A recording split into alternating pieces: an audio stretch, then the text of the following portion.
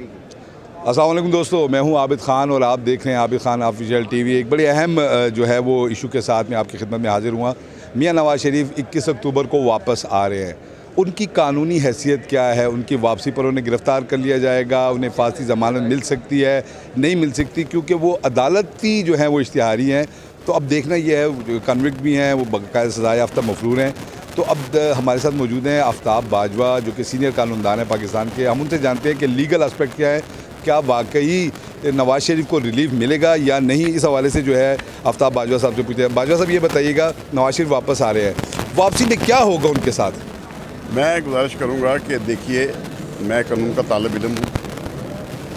वो किसी मुकदमे में मतलूब नहीं, वो अदालत को मतलूब हैं, वो इश्तिहारी हैं, वो सज़ा याफ्ता एक मुल्ज़म है। जो सज़ा याफ्ता मुल्ज़म होता है उसको कोई जो कानून जो है उसमें रियायत नहीं है, और इश्तिहारी को स्पेशली इसलिए क्योंकि जब हम यहाँ हाई कोर्ट में बहुत सारे केसेस में हम अपने मुल्ज़मान की सज़ाएँ हो जाती हैं, सस्पेंड करवा देते हैं। जब अपीलें लगती हैं तो फिर वो खारिज हो जाती है। अगर अपील तो वो उसको सरेंडर कराना पड़ता है मुल्ज़म को।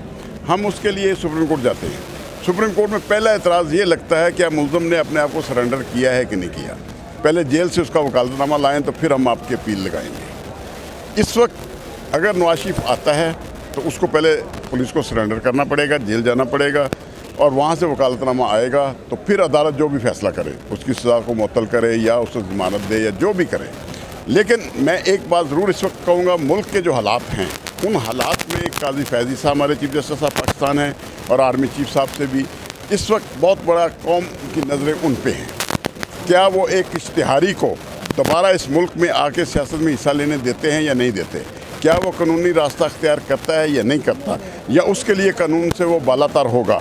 इन हालात में मैं समझता हूँ अगर कोई किसी किस्म का अगर उसको गिरफ़्तार ना किया गया तो ये ज़हन में रख लें, चीफ जस्टिस ऑफ पाकिस्तान और अदलिया के तमाम जजेस और तमाम लोग, मैं वाज़ेह तौर पे कहता हूँ, मैं भी सुप्रीम कोर्ट का एक नुमाइंदा रहा हूँ, हम किसी मुल्ज़म की गिरफ़्तारी नहीं होने देंगे। हर मुल्ज़म की अपील जो इश्तिहारी होगा, सज़ा याफ्ता इश्तिहारी की अपील भी उसी तरह सुनी जाएगी जिस तरह नवाज शरीफ की सुनी जाएगी। अच्छा, हिफाजती ज़मानत के लिए सुन रहे हैं कि वो उनकी अपील आज या कल हिफाजती ज़मानत की दरख्वास्त इस्लामाबाद हाई कोर्ट में दायर कर दी गई। तो एक अदालती इश्तिहारी जो कि सज़ा याफ्ता है, क्या उसकी हिफाजती ज़मानत उसे मिल सकती है या नहीं? मुलजिम को तो मिल जाती है, वो हमने देखा है, लेकिन क्या मुजरिम को भी मिल सकती है या नहीं? नहीं, मुजरिम को नहीं मिलती, बिल्कुल नहीं मिलती। उसको सरेंडर करना पड़ता है। उसको पहले गिरफ्तारी देनी होगी, गिरफ्तारी दे के फिर वो जेल का जब तक वकालतनामा नहीं आता उस वक्त तक ना तो उसकी कोई पिटीशन इंटरटेन होगी, ना ही उसकी अपील इंटरटेन होगी। अच्छा, आपके ख्याल में अब नवाज शरीफ वापस आ रहे हैं, यहाँ हमने ये देखा कि प्रैक्टिस एंड प्रोसीजर एक्ट में जो है वो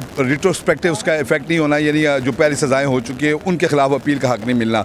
तो आप ये बताइए कि नवाज शरीफ को तो अब पास्ट एंड क्लोज ट्रांजैक्शन है, क्या अब नवाज शरीफ के पास कोई रास्ता है निकलने के इस पूरे मामले से या नहीं? क्योंकि अब बज़ाहिर तो उनके पास कोई रास्ता नहीं है कि वो दोबारा आएँ और दोबारा जो है वो अपील करें और दोबारा जो है वो सियासत में हिस्सा लेके। तो क्या आपके ख्याल में कोई ओपिनियन में कोई ऐसा रास्ता मौजूद है?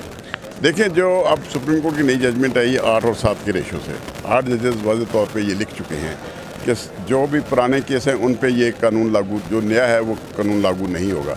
लिहाजा नवाज शरीफ जो है अपनी पहली अपील का हक़ भी खो चुका है और अपने जो रिव्यू का हक़ भी वो भी इस्तेमाल कर चुका है। इन हालात में उसके पास कोई हक़ नहीं, वो ताउम्र जो है 62F के तहत, जो जिसे हम कहते हैं करप्ट प्रैक्टिस, झूठा और नाहल करार दिया जा चुका है। लिहाजा इन हालात में वो अब इलेक्शन में हिस्सा नहीं ले सकता। अच्छा भाई साहब, एक आखिरी सवाल ये कि हम ये देख रहे हैं कि सियासी तौर पर यहाँ एक बहुत बड़ी जो है वो एक डिबेट चल रही है कि इमरान खान और नवाज शरीफ दोनों को फ्री किया जाए, आएँ इलेक्शन लड़ें। तो जो कानूनी कदगन है दोनों के रास्ते में, क्या आपके ख्याल में वो कानूनी रुकावटें दूर हो सकती हैं और दोनों बाहर आके अपनी इलेक्शन कैंपेन चला सकते हैं?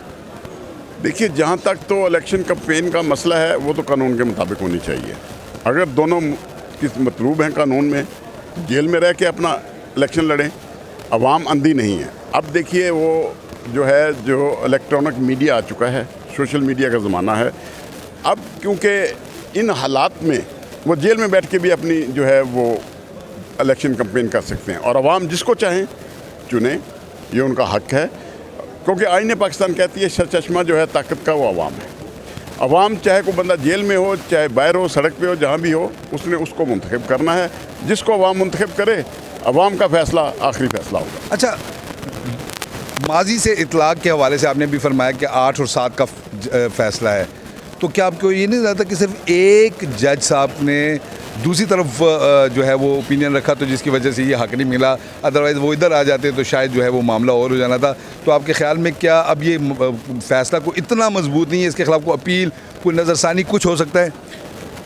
नज़रसानी हो नहीं सकती या इसका अपील नहीं हो सकती। अपील किसके पास करेंगे? वो 15 जज तो बैठे थे सुनने के लिए, तो अब और सुप्रीम कोर्ट के कौन से जज लाएंगे, कहाँ से लाएंगे? ये दरख्तों ने तो अपील सुननी नहीं, सुनी तो जजेज ने सुप्रीम कोर्ट के, वो 15 के 15 सुन चुके हैं, उसके अलावा जज नहीं है। अब अपील तो हो नहीं सकती इसमें। बाकी रह गया मामला इसी फैसले के मतलब रिव्यू जो है उसका अख्तियार तो है, रिव्यू हो सकता है। वो 8 जजेस के मतलब कहा जा सकता है जी आपने फलां जो है, जो भी कोई ग्राउंड लेना चाहता है ले सकता है, वो उनको हक है। पहले आएँ, पहले करें, जिसने भी करना है। हर पाकिस्तानी को हक है, सिर्फ नवाज शरीफ को नहीं, हर पाकिस्तानी को हक है कि वो रिव्यू कर सकता है।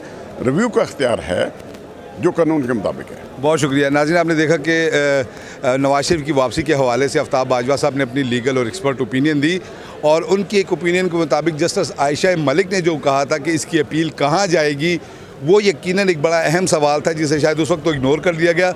मगर आज आफ्ताब बाजवा साहब के ने जो पॉइंट उठाया उसके बाद जस्टिस आयशा मलिक का जो ये रिमार्क्स थे कि इस बेंच के फुल कोर्ट के ख़िलाफ़ अपील कहाँ जाएगी, ये कहीं भी मौजूद नहीं है। तो नाज़रीन, एक नई वीडियो के साथ जल्द आपकी खिदमत में दोबारा हाजिर होंगे। तब तक के लिए इजाज़त दीजिए। अल्लाह हाफिज़।